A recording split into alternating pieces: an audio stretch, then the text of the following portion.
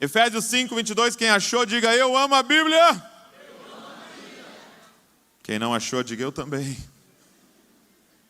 Vamos lá, diz assim: mulheres, sujeite-se cada uma a seu marido como ao Senhor, pois marido é o cabeça da mulher, como também Cristo é o cabeça da igreja, que é o seu corpo, do qual ele é o Salvador. Assim como a igreja está sujeita a Cristo, também as mulheres estejam em tudo sujeitas a seus maridos. Maridos, ame cada um a sua mulher, assim como Cristo amou a igreja e entregou-se por ela para santificá-la, tendo-a purificado pelo lavar da água mediante a palavra, e para apresentá-la a si mesmo como igreja gloriosa, sem mancha nem ruga ou coisa semelhante, mas santa e inculpável. Agora olha o verso 28. Da mesma forma, os maridos devem amar cada um a sua mulher como a seu próprio corpo. E aí Paulo diz o seguinte: quem ama sua mulher, ama a si mesmo. Que interessante. Queria focar junto com você no verso de número 28. E esse final que Paulo vai declarar: quem ama a sua mulher, ama a si mesmo. Eu queria meditar sobre essa verdade que Paulo está compartilhando com a gente aqui. Feche seus olhos comigo. Pai, nós estamos diante da Tua Palavra, das Escrituras Sagradas. Pai, nós cremos que esta é a verdade e queremos pedir: Senhor, libera o Espírito Santo sobre nós para nos guiar em toda a verdade, Pai. Senhor, nós não queremos alguns minutos de informações, nós queremos revelação do alto, Pai, para que os nossos olhos sejam abertos, para que o nosso coração seja transformado, para que a nossa mente seja renovada, Pai, na verdade, Senhor. Pai, guia-nos em toda a verdade das Escrituras, Pai, para que a verdade nos liberte aqui nessa manhã, Pai. Senhor, se nós somos cativos, prisioneiros de alguma mentira, de algum sofisma, Senhor, vem com a Tua verdade que liberta, Senhor, e transforma-nos, Senhor, pela renovação da nossa mente aqui, Pai. Dá-me graça, Senhor, para compartilhar aquilo que o Senhor deseja, Pai. No nome de Jesus, amém, amém e amém. Está acontecendo em Efésios 5 aqui, né? Paulo está pregando, Paulo está mandando essa carta para a igreja de Éfeso e ele entra no assunto casamento. E para falar de casamento, Paulo está explicando para eles o versículo 24 de Gênesis 2. E ele vai até citar no final o versículo, que é: deixará o homem pai e mãe, se unirá à sua mulher e os dois se tornarão uma só carne. Ok? Então Paulo está explicando para eles, Paulo está pregando para eles, Paulo está expondo para eles esse versículo. Paulo está dizendo: deixa eu explicar para vocês o que significa. Deixará o homem pai e mãe, se unirá à sua mulher e os dois vão se tornar um. Então Paulo vai usar a figura de uma pessoa para falar do casamento. Ele vai dizer, ó, quando vocês dois estão solteiros, vocês são essas duas pessoas, mas de repente quando você casa, vocês se tornam um. E agora existe a pessoa do casamento.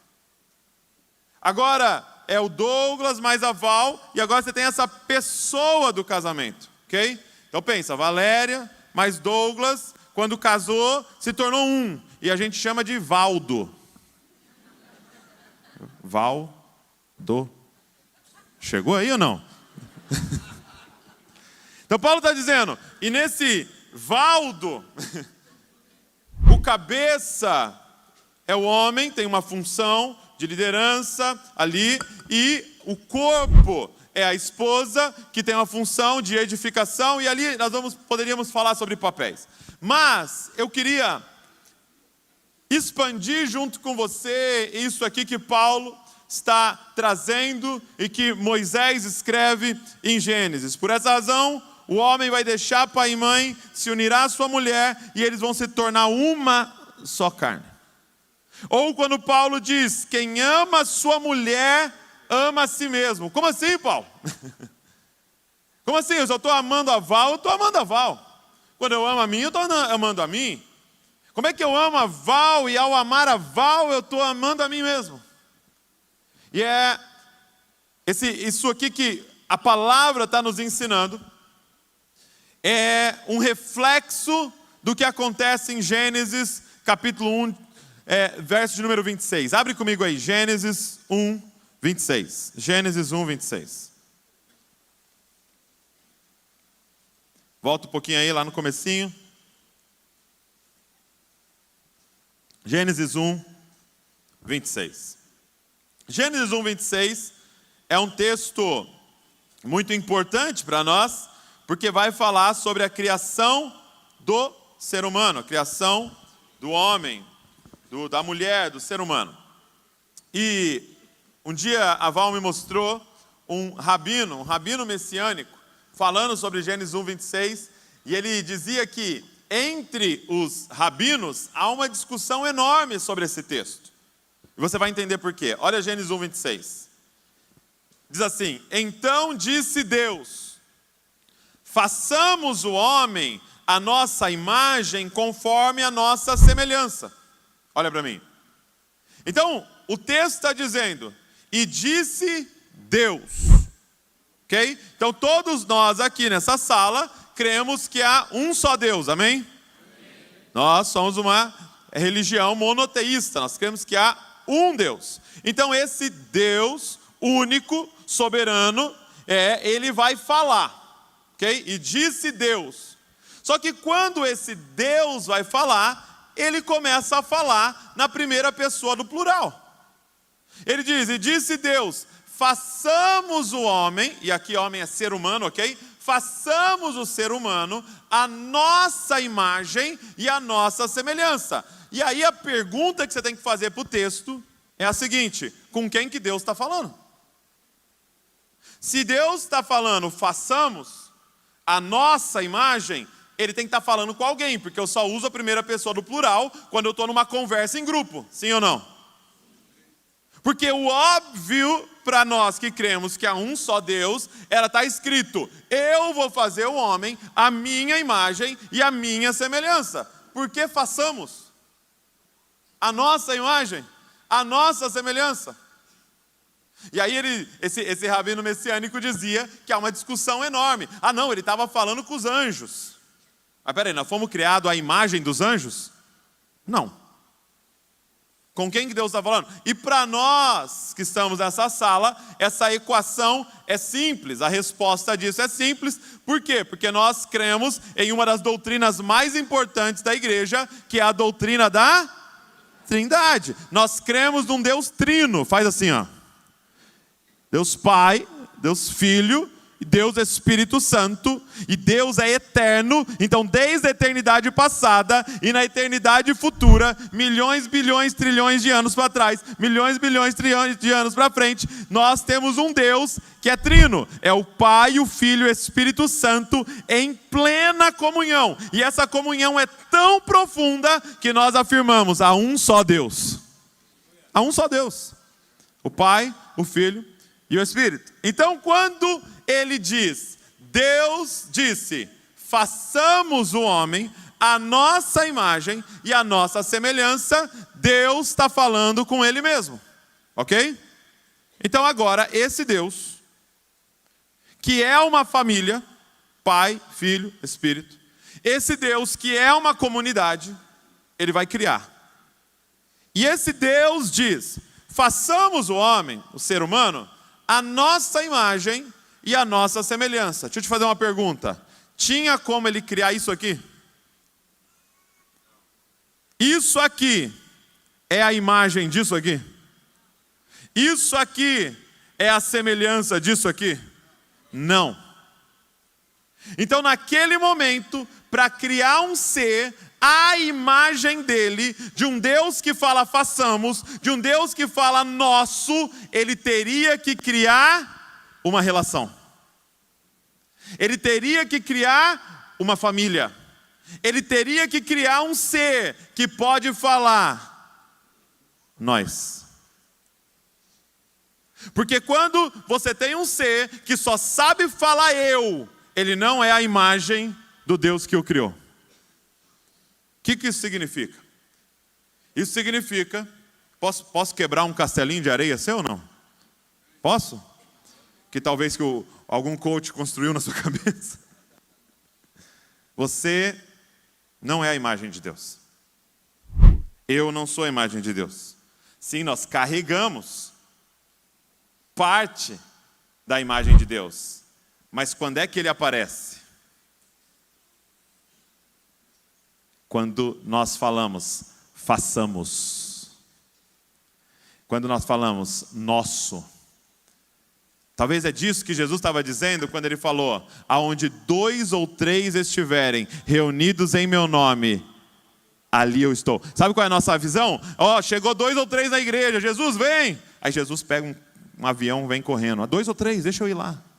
Será que ele não está falando que quando 2 ou 3 se reúnem, quem aparece? Ele. Quem nós representamos? Ele. Nós fomos criados à imagem de um Deus que é uma família. Nós fomos criados semelhantes a um Deus que é uma relação, que é uma comunidade e que conjuga o verbo na primeira pessoa do plural. Presta atenção. Quando você chega em Gênesis, capítulo de número 2, se você lê Gênesis 1, é o relato da criação. E é muito lindo o relato da criação. Por quê? Porque ele vai criando todas as coisas e ele termina sempre com uma avaliação. Ele termina sempre degustando da sua criação. E viu Deus que era bom. E aí ele cria, ele separa a água e tal, e viu Deus que era bom. Aí ele coloca um sol, uma lua para governar a noite, viu Deus que era bom. Aí ele cria os animais, os peixes, as aves, e viu Deus que era bom. As árvores, e tudo era muito bom. Aí quando você chega em Gênesis capítulo número 2, e pausa. Pré-queda, não tem pecado, não vimos Satanás agindo ainda, não tem serpente. Pré-queda, jardim do Éden, paraíso. Tem a seguinte frase: não é bom. Peraí. Eu achei que não é bom era a expressão para pecado pós-queda. O que você está vendo, Deus, dentro do paraíso, dentro da perfeição, dentro de tudo maravilhoso, sem pecado, no lugar mais maravilhoso que existia? O que você está vendo que você pode declarar? Não é bom. Sabe o que ele estava vendo? Um viciado em falar eu.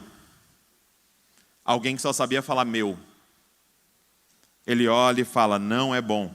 Sabe por que não é bom? Porque eu não me vejo. Sabe por que não é bom? Porque não me revela. Eu preciso fazer para ele uma auxiliadora que lhe seja idônea, para que ele finalmente aprenda a falar como eu falo. Nós. Por isso, olha para quem está do seu lado. Faz uma cara de corintiano assim, fala, é nós, mano. É nós, mano. Ou faz uma cara de flamenguista e fala, é nós. Misericórdia, irmão. Misericórdia, irmão. É nós.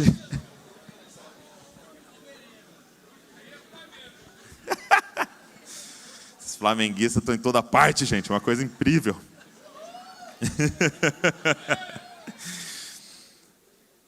Ele vê um homem só. E ele diz, não é bom. E eu vou fazer para ele, então, alguém que é carne da carne dele, ossos dos ossos dele. E olha que interessante, quando ele amar ela, quem ele está amando? Quando ele olhar para ela, de certa forma, ele está se vendo. Porque saiu dele. E aí, então, ele cria a mulher. Presta atenção nisso, gente. Ele cria a mulher, ele entrega o homem, e agora os dois se tornam uma só carne. E olha isso, quando os dois estão juntos, quando eu e a Val, nós estamos juntos, e agora até o nosso corpo diz, nós. Até o nosso corpo se torna um. Nós nos parecemos tanto com Deus que Ele libera o poder para a gente continuar criando seres humanos. Eu não tenho como criar um ser humano. A Val não tem como criar um ser humano. Mas quem é que se parece com o Criador? Nós. Imagina se você tiver a coragem de abandonar o eu que você tanto idolatra e virar nós com essa pessoa que está ao seu lado. Se o seu corpo virando nós é liberado do céu um poder que só Deus tem de criar novas pessoas, imagina se na mente, na alma, no espírito, vocês entenderem: deixará o homem pai e mãe, se unirá à sua mulher e os dois agora são nós. Não tem mais eu, não tem mais Val, tem nós, porque quando eu amo a Val, estou amando quem? Nós. Gente, é exatamente isso que acontece em Gênesis capítulo número 3. Porque, de repente, em Gênesis capítulo número 3, quem entra em cena dentro do jardim? A serpente. Quem entra em cena no jardim? Satanás. E ele tem um objetivo ao entrar no jardim, no diálogo com a mulher, na influência com o homem. Ele tem um objetivo: ensinar esses dois a falar eu. Ensinar esses dois a falar meu. E ele está ali, que bobeira é essa de, é a nossa vontade, é a vontade de Deus na nossa vida? Você precisa aprender a falar, eu acho isso bom. Você precisa aprender a defender seus direitos, eu acho isso mal. Agora, a partir de agora, dá um grito de dependência, seja autossuficiente. Começa a se amar mais. Gente, a serpente está em cada outdoor nosso. Você precisa se valorizar. Você precisa se amar mais. Você precisa focar em você. Você precisa ter um pouquinho de um tempo só eu. Sabe aquele tempinho eu e meu? Eu não preciso de ninguém. Eu não preciso de homem para me sustentar. Eu não preciso disso. Eu não preciso daquilo. Eu sou mais eu. Sim, esse é o grito de Satanás. Esse é o grito do anticristo. Essa é a minha verdade. Esse é o mantra do inferno. Lá em casa a gente começou com as crianças uma parada que era assim: meu, minha, é palavrão. Não, mas esse chocolate é meu. Que isso, cara? Meu? Aqui não tem nada meu, cara. Aqui é nosso. O problema é que o coração pecaminoso usa isso para o mal também, né? Porque o Davi já falou assim: pai, tudo é nosso, né? Então, Luísa, me dá um pedaço aí.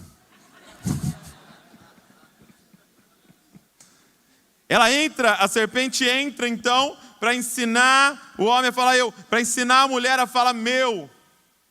E aí agora começa as guerras, as brigas, os divórcios. Porque qual é o principal motivo de divórcio, gente, no planeta? Incompatibilidade de gênio. O que é isso?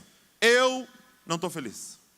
Eu não quero as mesmas coisas. Ela tem uns outros gostos. Ele não sei o que lá. Eu preciso focar na minha felicidade. Eu tenho o direito de ser feliz. A pergunta é: quem disse que tem eu e que tem ela? Esse é o problema. O problema é que muitos casamentos não estão vivendo o que a palavra de Deus diz. Deixará o homem pai e mãe, se unirá à sua mulher, e agora, meu irmão, é nós. Você continua achando que ainda tem o eu, não estou feliz, e ela não está feliz. Ou nós estamos felizes, ou nós estamos infelizes. Porque o que Deus uniu, não separa o homem. O problema é que nós estamos assistindo vários ajuntamentos de eu. E aí é um eu tentando explorar o outro para que eu fique mais feliz. E aí eu uso o outro enquanto serve para eu. Enquanto serve para eu, estou muito feliz com você, fica aqui do meu ladinho. Quando não serve, eu enjoei e o eu não quer mais, te joga fora. Mas o chamado do Evangelho é para que a gente abandone essa mentalidade de eu e comece a viver para nós. Gente, o pecado é o que faz separação. O pecado é o que faz separação entre eu e você. O pecado é o que faz separação entre nós. É o pecado. Gente, o pecado é tão violento, mas tão violento. Deixa eu te fazer uma pergunta. Haveria algo capaz de separar a Trindade? Pensa comigo. Trino, família, Isso aqui, desde a eternidade, bilhões, trilhões, quadrilhões de anos, trino, família perfeita. Da eternidade futura, trino. Haveria algo capaz de separar a trindade? Sim, só uma coisa: pecado. Quando você lê o final de Marcos, você vai ver a segunda pessoa da trindade, o Filho, na cruz do Calvário, declarando a seguinte frase: Deus meu, por que me abandonaste? Quando você lê o relato do Getsemane, Deus Filho no Getsemane, em agonia, sofrendo, suando sangue. E aí ele faz uma oração que não parece normal na boca do Filho. Senhor, não tem outro jeito. Pai, se possível, passa de mim esse cálice, passa de mim esse próximo momento. Todavia não seja feita a minha vontade, mas a sua. E, naquele momento, por que ele está falando isso? Por que ele está orando isso? Por que ele está em agonia? E aí muitos de nós, vendo os filmes que vimos, a gente pode pensar, não, porque ele sabia da coroa de espinhos, ele sabia dos açoites, ele sabia dos cravos que seriam colocados em seu braço, em seus pés, ele sabia da dor que ele ia passar. Mas posso fazer uma reflexão aqui? Gente, os discípulos morreram todos martirizados, alguns parecidos com Jesus, martirizados, e eles morriam cantando. Por que o mestre está em agonia? Os discípulos eram mais fortes que Jesus? Não. A questão não era apenas a dor física que ele passaria. É claro que isso foi grandioso e terrível, mas a grande agonia no jardim do Getsemane é porque ele passaria um período experimentando a maior maldição que existe. Ele passaria um período experimentando o que é ser eu. Sendo que por toda a eternidade ele só sabia o que era nós. Ele aceitou ficar um tempo experimentando ser eu, para devolver para a gente o direito de olhar para o céu e falar: é nós, mano. Ele tomou sobre ele a nossa grande maldição do isolamento. Ele gritou: Deus meu, para hoje a gente poder gritar: Pai nosso, Pai nosso. É nós. Você pode olhar para o céu. Você pode olhar para o céu e falar: é nós. Porque salvação é isso. Salvação é se tornar um com Ele. Agora nós temos a mente de Cristo. Cristo em nós é a esperança da glória. É isso que acontece no Evangelho. Agora eu estou em Cristo. Cristo está em mim. O Espírito Santo está em mim. Agora nós somos um com o Pai. Agora, pensa comigo. Se eu estou em Cristo e a Val está em Cristo, significa que se eu sou um com Cristo, você está afirmando, né? Eu sou um com Cristo. A Val está afirmando que é um com Cristo. Então nós somos um. É claro que nós estamos falando aqui no contexto casamento, mas isso vale para o contexto igreja, isso vale para o contexto a nossa comunidade, a nossa família. Agora, meu irmão, é nós. E presta atenção uma coisa, nós não fala mal de nós. Porque para falar mal de alguém eu tenho que amputar. Você viu o que ela fez? Mas não tem mais ela. Sabe qual é o problema dela? Não tem problema dela, tem problema nosso. Não tem problema dele, tem problema nosso. Quem está entendendo o que eu estou falando aqui, gente? Hoje Deus vai mudar a nossa mentalidade, amém? Deus vai arrancar de nós todo egoísmo, todo egocentrismo e colocar a mentalidade de Cristo em nós. Então agora isso é nosso problema. Ah não, mas ela tem tal dificuldade. Não, nós temos essa dificuldade. Mas ele está adoecido. Não, então nós estamos adoecidos. Porque agora não tem mais ele, não tem mais ela. Agora é nós. Porque deixou pai e mãe, se uniu e agora nós somos uma só carne. Não tem mais o seu dinheiro e o meu dinheiro. Não tem mais a sua dívida. Misericórdia, irmão. Até as outras partes eu estava aceitando, né? Chegou na carteira, meus amigos. Não tem sua conta, minha conta. Olha para quem está do seu lado aí, que é a sua esposa, tá? Fala, é nóis, mano.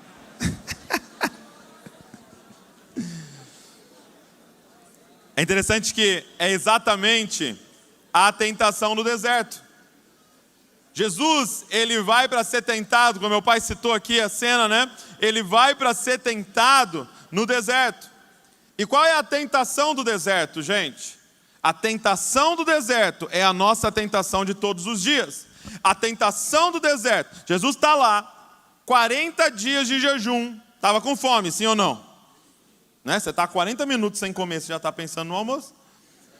40 dias de jejum, com fome, e é interessante que Satanás não aparece no primeiro dia, não aparece no quinto, não aparece no 10º, ele aparece quando? Dia 40, 40º dia. Barriga já estava falando já. Ele aparece e fala assim, presta atenção, transforma essas pedras em pães. Sabe qual é o lance? É que a gente acha que Satanás, o diabo apareceu, o tentador, ele vai tentar Jesus. A gente pensa que ele ia aparecer lá com uma revista de mulher pelada. Olha aqui. Ele ia falar, vamos roubar um banco junto. Blasfema, fala um palavrão. Não, ele aparece lá e olha a tentação do inferno. Transforma pedras em pães. Você está com fome? Você é filho de Deus. Você tem poder. Você consegue, isso aí você faz. Isso é fichinha para você. Transforma pedras em pães. Qual era a tentação?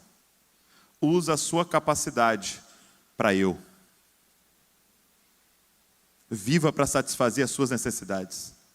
Usa o poder que Deus te deu, a autoridade que Deus te deu, os dons que Deus te deu para eu. E ele disse assim, não, você não entendeu. Quem cuida do meu eu é o Pai. Ele já falou, sou filho amado, ele tem muito prazer em mim. O meu eu está muito bem estabelecido. Só que o meu poder, a minha capacidade, os meus dons, a minha inteligência, a minha criatividade, o meu ministério é para nós.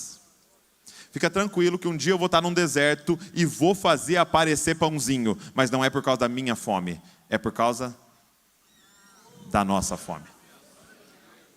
Deus te deu autoridade, dons, inteligência, criatividade. Mas não é para você viver para eu. É para você usar isso para nós. Quem está entendendo o que eu estou falando? Não é para o que é meu. É para aquilo que é nosso. Sabe, um dia os discípulos chegam para Jesus e falam assim, Jesus, Jesus, os rabinos aí, os outros mestres, tudo ensina os liderados deles a orar. Ensina-nos a orar, Jesus. Orar é muito fácil. Mas ensina a gente a orar igual um Messias, assim, igual o Cristo.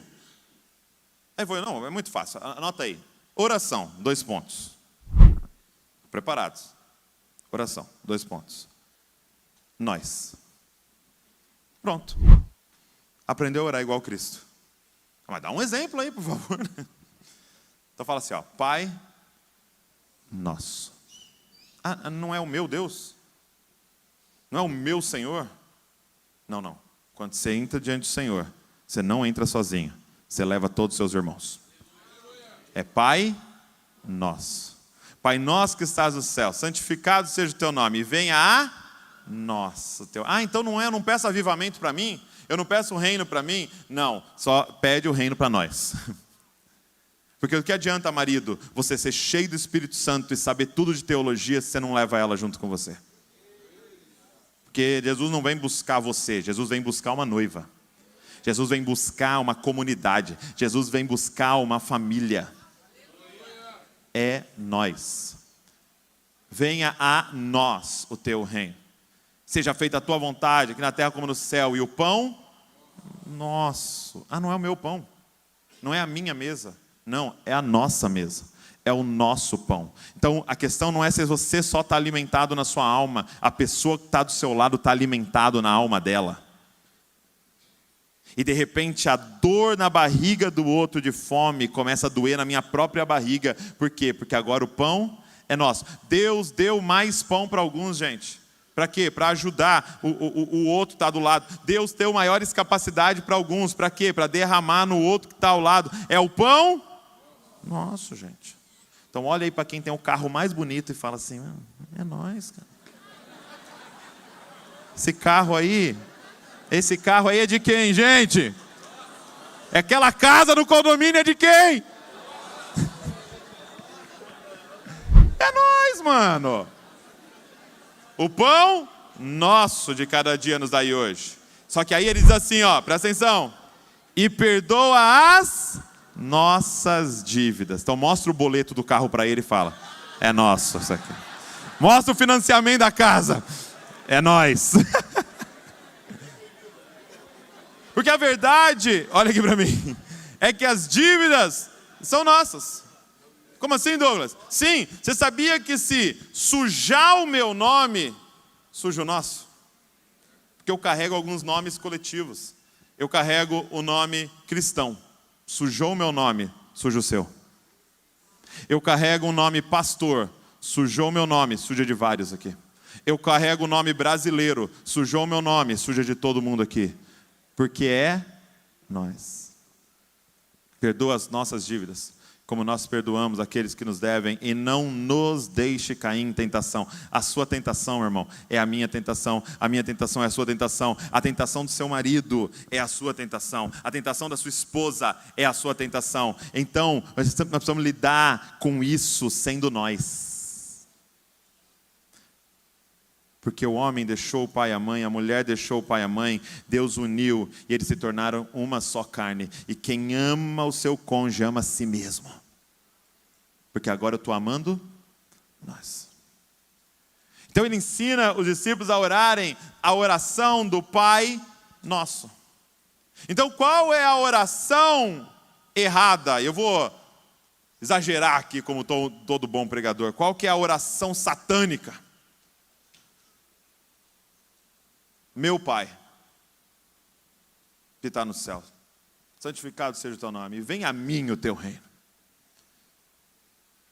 E me dá o meu pão. E abençoa para eu pagar minhas dívidas e a minha tentação. Porque o que o diabo quer é que você dê um grito de dependência e ande sozinho. Para que o céu olhe e fale, não é bom. Não é bom essa cena. E você pode falar aqui, mas Douglas, graças a Deus estou aqui casado, tem um monte de casado, autossuficiente, sozinho.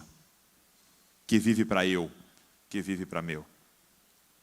Sabe, você vê que quando você olha para a história de Jacó, meu pai citou aqui Jacó, quando você olha para a história de Jacó, tem um tema central na vida de Jacó.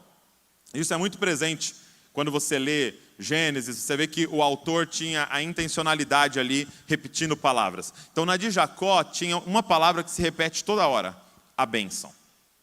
Então Jacó queria o quê? Ser abençoado. Então ele nasce segurando no calcanhar do irmão para quê? Porque ele queria fazer o quê, gente? Sair primeiro para ser o primogênito abençoado. Eu quero a bênção, meu irmão. Então, já coloca o nome dele, de usurpador, do cara que está usando de todas as artimanhas para conseguir a bênção. Então, ele quer ser abençoado. Quando ele cresce, ele vê uma oportunidade. O irmão vem com fome, o que ele faz? Ele compra a bênção da primogenitura. E aí, quando o pai está para morrer, o que ele faz, gente? Ele se veste do irmão para conseguir o quê? A bênção. E aí ele foge, porque o irmão quer matar ele, e aí ele vai para uma terra distante, e de repente ele está num poço, e ele vê o quê? A benção. Futura esposa dele. E ele quer a bênção, meu irmão. Ele quer ser abençoado. Ele quer ser abençoado. E a vida dele é correr atrás dessa bênção. E a bênção correndo dele. E ele correndo atrás dessa bênção. E a bênção correndo dele. E ele atrás dessa bênção. Eu quero ser abençoado. Até que ele decide fazer o caminho de volta. E ele se vê num vale. E de repente ele tem um encontro com Deus. Deus aparece com ele e começa a lutar com ele. E depois de uma luta ali, a noite inteira, aquele anjo, né, provavelmente era Cristo ali, ele vai embora e ele agarra o anjo. Jacó segurou o anjo. E ele diz o que para o anjo? Eu não vou te largar, enquanto você não me der o quê? a benção. E aí o anjo olha para ele e fala, você quer mesmo? Você tem certeza, Jacó? Você quer ser abençoado? Então me diga uma coisa, qual o seu nome? E ele fala, Jacó. E aí o anjo fala, estou parafraseando, tá, gente? O anjo diz assim, tá aí o problema. Eu não abençoo Jacó. Eu não abençoo o indivíduo. Quando você entender que você é uma nação, quando você entender que você é uma família, quando você entender que eu não tenho compromisso com eu só tenho compromisso com nós, você vai experimentar a maior bênção que o céu tem liberada sobre vocês. Então a partir de hoje você não chama mais Jacó, você chama Israel. Porque eu tenho um compromisso com Israel. Entenda uma coisa, e aqui eu vou ser usado para te falar isso. Não tem promessa na Bíblia para indivíduo. Tem promessa na Bíblia para famílias. Tem promessa na Bíblia para cidades. Tem promessa na Bíblia para nações. Nós precisamos aprender que Deus só vai derramar sobre nós quando nós entendermos que é nós. É mudar a nossa oração. É mudar a nossa busca, é mudar a nossa mentalidade. Meus amados, nós estamos diante da geração mais doente emocionalmente da história da humanidade. Ninguém está percebendo qual é a verdadeira pandemia que está acontecendo. Os números de suicídio, eles aumentaram drasticamente. Por quê, gente?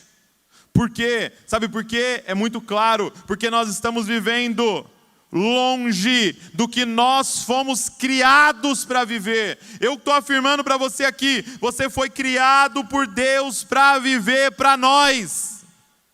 Só que você está gastando a sua vida para viver para eu. E você está usando de forma errada a criação de Deus. Você não nasceu para viver para eu. Todo dia gasto pensando em eu. É um dia destruindo a sua vida. Porque assim como um peixe nasceu para nadar, uma ave nasceu para voar, nós nascemos para entregar a vida uns pelos outros. Por que estamos tão adoecidos? Porque a nossa vida é olhar para nós mesmos. Focado em nós mesmos. Gente, é a primeira vez na história da humanidade que cada pessoa dentro dessa sala, provavelmente 99% de dentro dessa sala e de quem está vendo a gente online, tem uma página na internet dedicada a si mesmo. Douglas.com.br.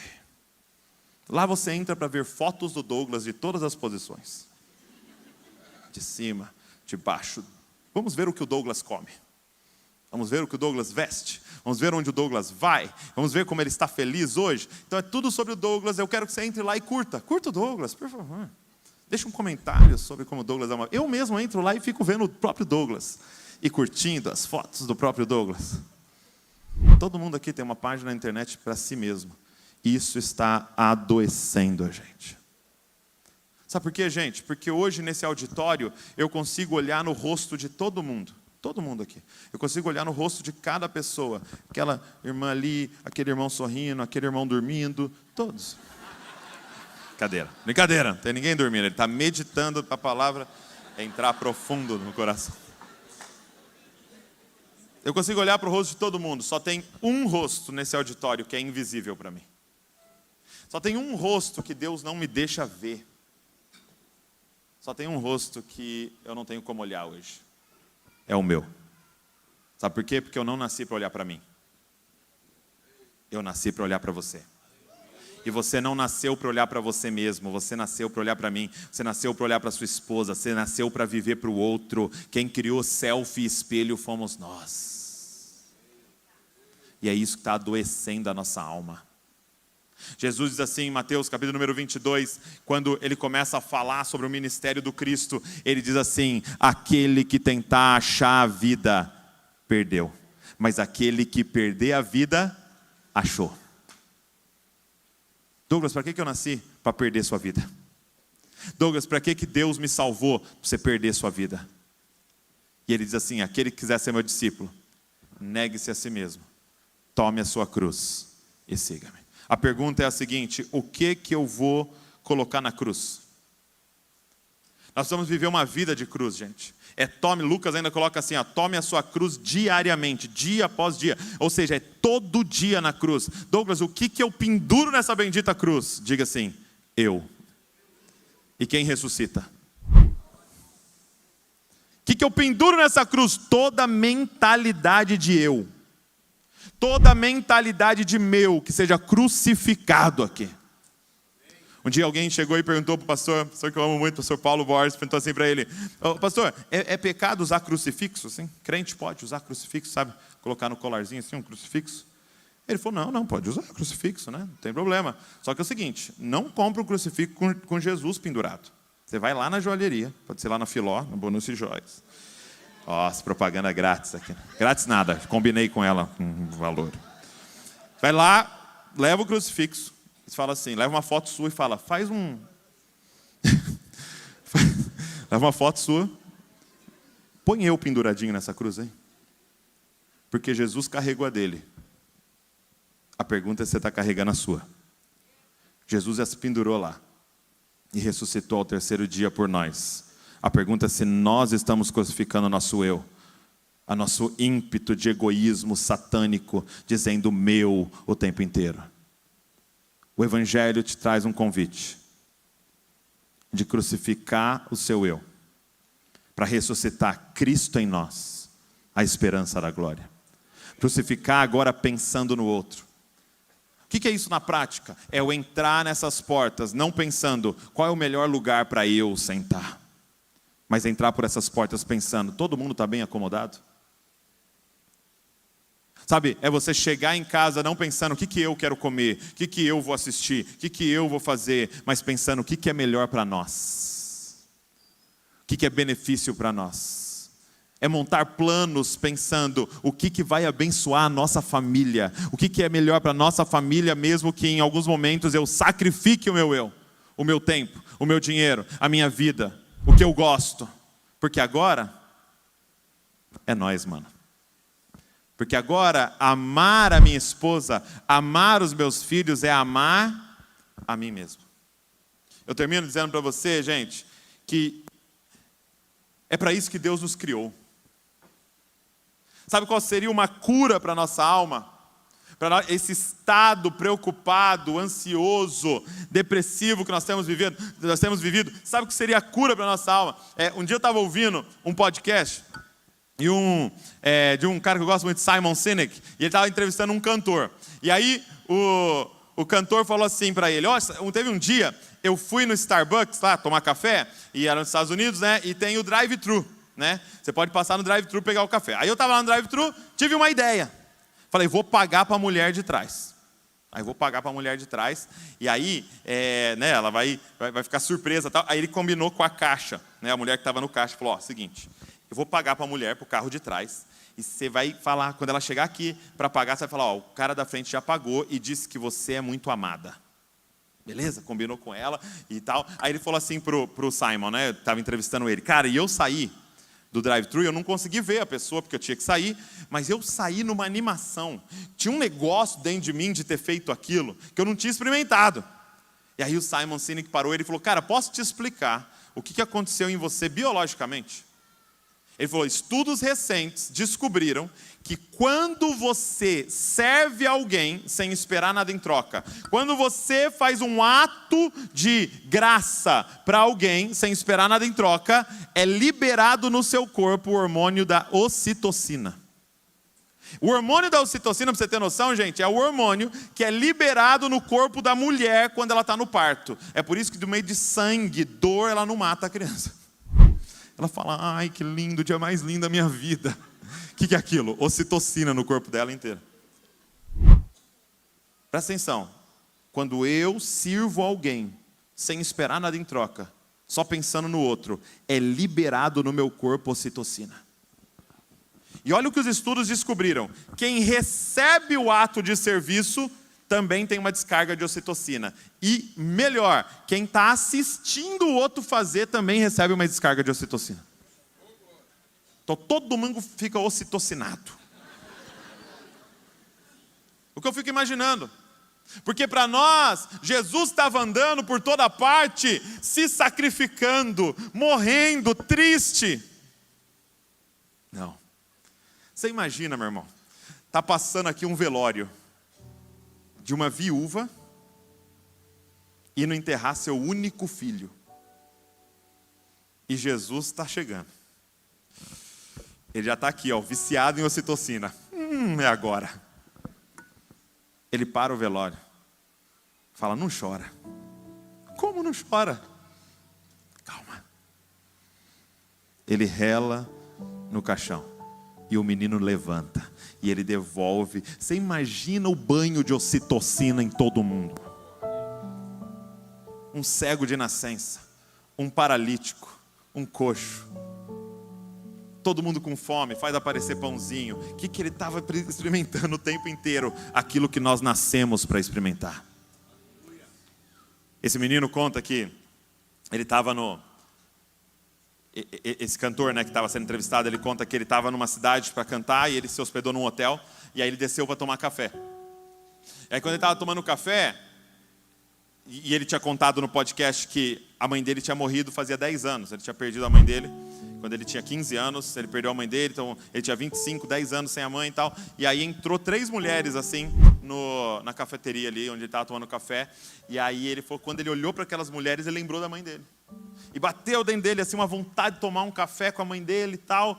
E aí de repente, ele pensando aqui, veio algo na mente dele. Ué, sua mãe não está aqui, mas as 3 mulheres estão aqui, paga um café para elas. Elas estão aqui. E aí ele meio com vergonha, não conheço, não vou atrapalhar. Mas ele criou coragem, levantou e foi. Aí ele chegou para as 3 mulheres, na mesa das 3 mulheres, e falou assim, desculpa atrapalhar vocês, tal, mas quando vocês entraram, eu lembrei da minha mãe. E faz 10 anos que minha mãe faleceu. E me deu uma saudade dela, uma vontade de tomar um café com ela, mas eu queria hoje, em gratidão, pagar o café de vocês, por vocês terem me lembrado da minha mãe. E ele contando que, quando ele estava falando, uma delas levantou, uma das mulheres levantou, deu a volta na mesa, parou na frente dele e falou assim, o meu filho morreu na semana passada e ele tinha sua idade. E eles se abraçaram ali naquele restaurante e choraram juntos. Por que eu te contei essa história? Só para ter uma descarga de ocitocina no seu corpo agora. Isso que você está experimentando é um dispositivo que Deus colocou em você para te dizer uma coisa: você nasceu para perder sua vida. Você nasceu para entregar sua vida para que a pessoa que está do seu lado viva, para que as pessoas que estão ao seu redor experimentem mais de Deus. Nós nascemos para ser como Cristo. Andar com a cruz, negar a si mesmo não é um caminho de miséria, é o caminho da felicidade plena que Deus tem para nós, porque nós nascemos para isso, nós nascemos para ser nós. Fica de pé no seu lugar, quero orar junto com você.